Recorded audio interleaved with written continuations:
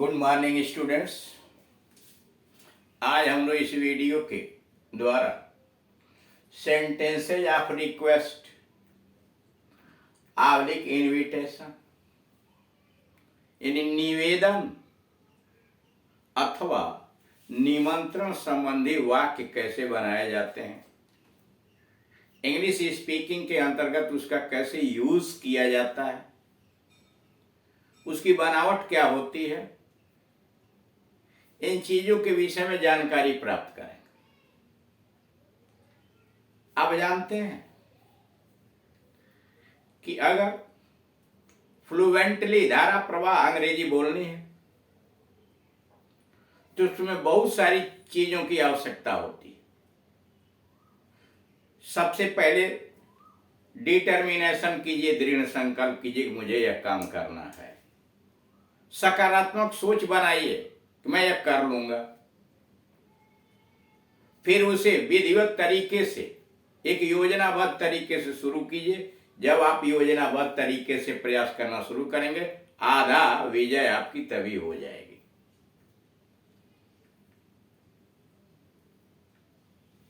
Well begin half done. विधिवत आपने किसी चीज को शुरू किया, आधा समझिए काम हो गया। फिर उसके बाद प्रयत्न कीजिए, जितना उसके लिए आवश्यक है उतना प्रयास कीजिए और प्रयास लगातार कीजिए। सैद्धांतिक प्रयास के साथ साथ प्रैक्टिकल कीजिए।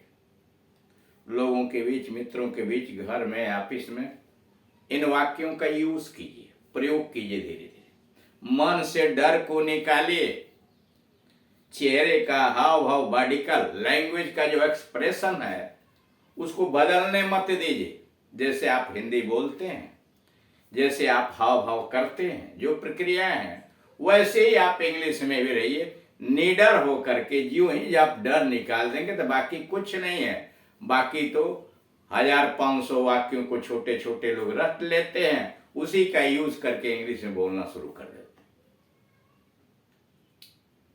और अगर विधिवत धारा प्रवाह आपको बोलनी है तो उसमें बहुत सारी चीजों को आपको जानकारी, जैसे अभिवादन कैसे करते हैं, शिष्टाचार के वाक्य क्या हैं, कब किन वाक्यों का प्रयोग किया जाए, छोटे छोटे स्पीचेज जो हैं, इंपरेटिव सेंटेंस कैसे बनाएंगे, एक्सक्लेमेटरी सेंटेंस कैसे बनाएंगे, टेंसेस का ज्ञान होना चाहिए, प्रेजेंट, पास्ट, फ्यूचर, ताकि आप सामने वाला अगर क्वेश्चन पूछ रहा है तो उसका आंसर उस टेंस के अंतर्गत दे सकें, आप उसे क्वेश्चन पूछ सकें। क्वेश्चन कैसे आप एक्सिलरी वर्ड से बनाएंगे, क्वेश्चन वर्ड से बनाएंगे, यह बहुत सारी बातें।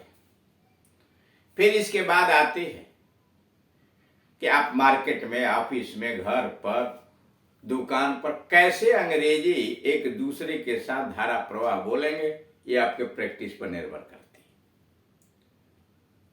तो इसलिए आवश्यक हो जाता है कि आप हर तरह के वाक्यों का मनन करें, पढ़ें, सुने, लिखें, उसको सुनिए, वैसा बोलने का प्रयास कीजिए, फिर लिख लीजिए, दिमाग में बैठा लीजिए, तब यूज कीजिए। धीरे धीरे आप कुशल हो जाएंगे। इसके पहले वाले वीडियोस के बाद में इंपरेटिव सेंटेंसेज ऑफ ऑर्डर, आदेशात्मक वाक्य बताए गए। ये चल रहा है निवेदन या निमंत्रण, जिसमें एक वीडियो 25 वाक्यों का हो चुका है, समझाया जा चुका है। यहाँ 26 से शुरू। अब सीधे इस पर आइए। कृपया फाटक बंद कीजिए। कृपया फाटक बंद कीजिए, या हिंदी में आप कहते हैं कृपया फाटक बंद कर दीजिए। इंग्लिश में वैसे ही आप कहेंगे कि please close the gate, please close the gate. कृपा कर मेरी मदद करें, कृपा कर मेरी मदद कीजिए या मदद करें। Please help me, please help me. Note, इन वाक्यों का अनुवाद इस प्रकार भी हो सकता है। जो हम लिख रहे हैं please close the gate, please help me, इनको दूसरे तरह से भी बोला जा सकता है। जैसे कृपा कर फाटक बंद कीजिए या कृपा कर फाटक बंद कर दीजिए, ऐसे भी हिंदी में कह सकते। कृपा कर फाटक बंद कीजिए या कृपा कर फाटक बंद कर दीजिए, ऐसे भी कर सकते हैं। इंग्लिश में कैसे कहेंगे?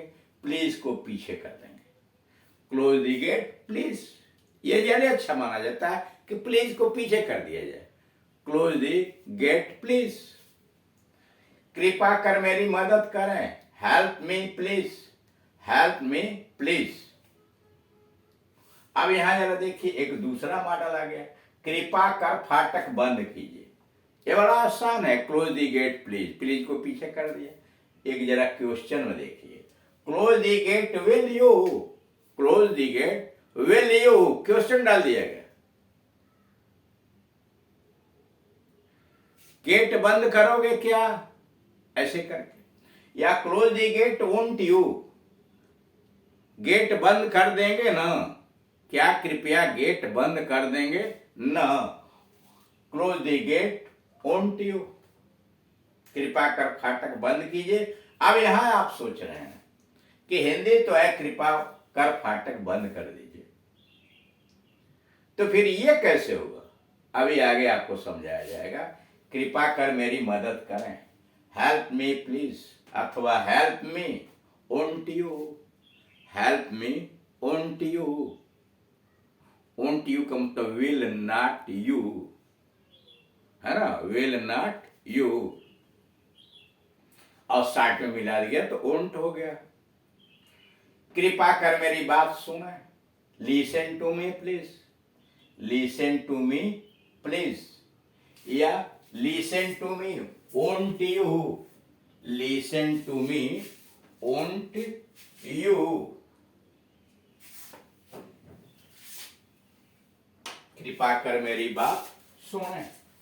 Note, imperative plus will you, जो रचना है, मॉडल है इसका, इंपरेटिव प्लस विल यू अथवा वोंट यू होता है हिंदी वाक्यों का भावानुवाद। शब्द के अनुसार अनुवाद नहीं होता कि यहां लिखा है कृपा कर मेरी बात सुनते, कहां से आ गया, वोंट यू कहां से आ गया, हिंदी में तो है ही नहीं, ऐसा नहीं है। हिंदी वाक्य के शब्द का अनुवाद यह नहीं किया गया है वोंट यू, उसके भाव का, उसका मतलब क्या निकलता है, वह कहना क्या चाहता है, उसका अनुवाद किया गया है। तो इसीलिए इंपरेटिव प्लस विल यू या वोंट यू होता है हिंदी वाक्यों के भावानुवाद, यानी भाव का अनुवाद। यह अनुवाद हिंदी वाक्यों की बनावट के आधार पर नहीं होता। हिंदी वाक्य की बनावट देख के अनुवाद नहीं करते हैं, परंतु निवेदन करने की यह विधि बहुत लोकप्रिय हो चुकी है। लेकिन रिक्वेस्ट करने का, निवेदन करने की यह जो तरीका है, विधि है, यह बहुत ही प्रचलित हो चुका है। अनुवाद की दृष्टि से भी यह विधि प्लीज की अपेक्षा अधिक अच्छी है। यानी अनुवाद भी करना है हिंदी से अंग्रेजी में, तो प्लीज की अपेक्षा इसे अधिक अच्छा माना जाता है। प्लीज तो सस्ता वाला काम है, वह कर सकते हैं, मना तो कोई नहीं कर रहा, लेकिन अगर आप उसमें वोंट यू लगाते हैं तो सामने वाला समझेगा कि ये काफी जानकार व्यक्ति है, इंग्लिश के हर चीज को ये समझता है। अब आइए note number 2, imperative plus won't you से निमंत्रण का बोध भी होता है। का इंपरेटिव सेंटेंस और आगे वोंट यू लगा के क्वेश्चन किया आपने, तो इससे निमंत्रण का भाव भी, यानी किसी को निमंत्रित करना है आप किसी चीज के लिए, उसका भाव भी व्यक्त होता है। जैसे एक कप चाय ले या एक कप चाय लीजिए, have a cup of tea won't you, आप ऐसे लिख सकते हैं, have a cup of tea please, ठीक, have a cup of tea please. लेकिन बताना कि यह ज्यादा प्रचलन में आ चुका है, have a cup of tea won't you. जैसे जैसे दुनिया बढ़ती चली जा रही है, सभ्यता बढ़ती चली जा रही है, उस सभ्यता के साथ साथ भाषाओं में भी कुछ परिवर्तन होता चला जा रहा है और प्रचलन में आ जा रहा है, बोलचाल की शैली में आ जा रहा, तो सब सही है। Have a cup of tea won't you, थोड़ा और लीजिए, have a little more won't you, have a little more won't you.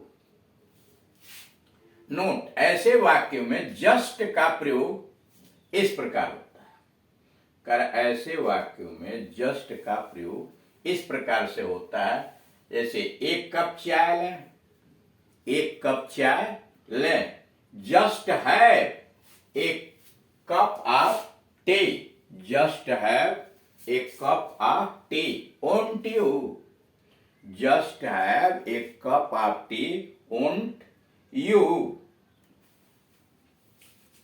थोड़ा और लीजिए, थोड़ा और लीजिए, just have a little more, just have a little more, won't you. अब एक दूसरे मॉडल का है, आप कल अवश्य आए, आप कल, ये क्या है, निमंत्रण है, रिक्वेस्ट है, आप कल अवश्य आए, please do come tomorrow, please do come tomorrow. अवश्य के अंग्रेजी मस्ट न लगाएं, प्लीज मस्ट कम टुमारो ये गलत है, उस अवश्य के लिए डू लगाइए, प्लीज डू कम टुमारो। एक कप चाय जरूर लीजिए, अब जरूर के लिए भी मस्ट नहीं, डू लगाइए, please do have a cup of tea, please do have a cup of tea. आप मुझे अवश्य लिखिएगा, please do write to me, please do write to me. आप पलट दिए इसको, do come tomorrow please, do have a cup of tea please, do write to me please, ऐसे भी लोग बोलते हैं, लेकिन प्रचलन में यही है। आप मुझे जरूर याद रखिएगा, प्लीज डू रिमेंबर मी, आप मुझे जरूर याद रखिएगा, प्लीज डू रिमेंबर मी। 39 में, क्या आप फाटक बंद करने की कृपा करेंगे, कष्ट करेंगे या करेंगे?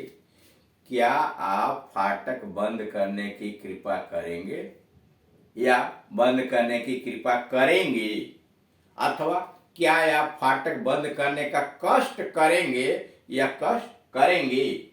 Will you close the gate please, will you close the gate please, पहला हो गया। दूसरा, would you close the gate please, will say शुरू कीजिए या वुड से करेंगे तो पोलाइट रिक्वेस्ट हो जाएगा, would you close the gate please, या would you mind closing the gate. अब प्लीज यहां कोई जरूरी नहीं है, लगा भी सकते हैं, would you mind closing the gate.